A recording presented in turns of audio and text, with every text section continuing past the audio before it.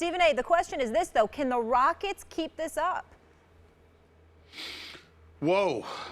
I'm going to say no, because I don't think they could have played more perfectly than they played last night, and I can't see that continuing throughout the series. Remember, I picked them to lose this series. I picked them to lose this series in 6 or 7 games. Pick your poison. It doesn't really matter. I'm going with the Warriors until I see somebody take them out because of the greatness of Kevin Durant.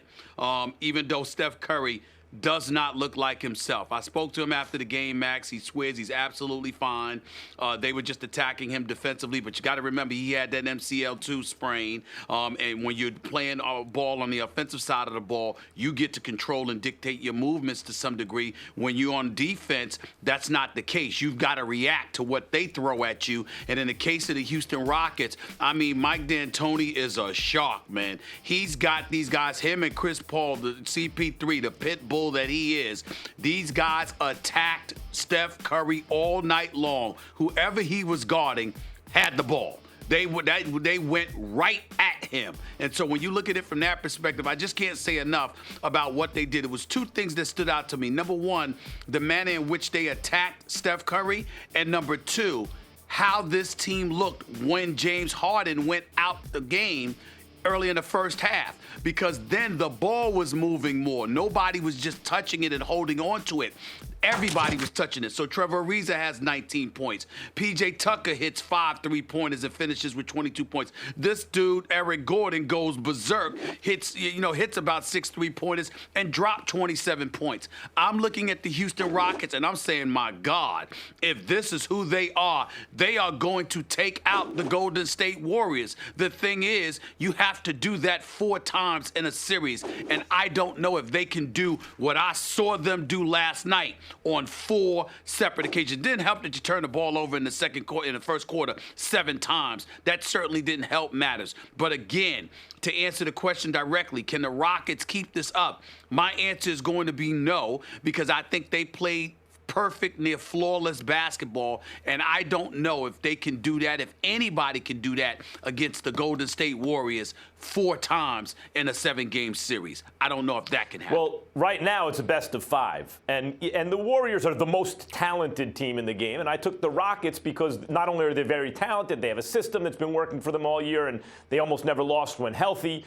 All of those things. I also thought they were hungrier. You know, obviously CP3, Harden, D'Antoni, famously none of them have won, or infamously, none of them have won a championship. So I figured that hunger would be the difference in a tough series. It's now a best of 5. And what we all know is the fewer games you have to play, the better that is for the less talented team, right? Even for the hungrier team. If it's a one-and-done situation, like in the tournament, that makes it more random, the outcome. A best of 3 also does not favor the better team as much as a best of 7. The more games you play, the more the talent will come to the fore. But right now, it's a best of 5, and Houston is hungry, and you saw it last night.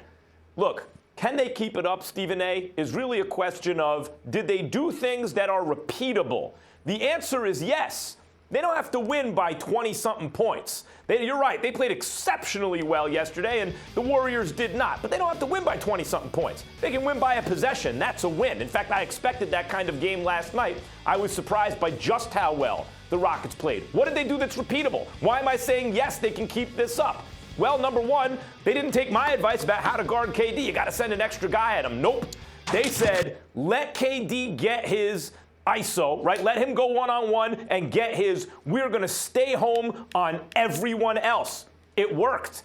They, as you mentioned appropriately, went right at Steph on defense, went right at him, which also affected the energy he seemed to have on offense. So can they do those things? They move the ball much better. Everyone's made a lot of that. But what about the fact that just there were still tons of ISOs for the Rockets, just they spread the ISOs around. It wasn't all James Harden, as everyone's pointing out, late in the shot clock, take other guys maybe getting shots, touches.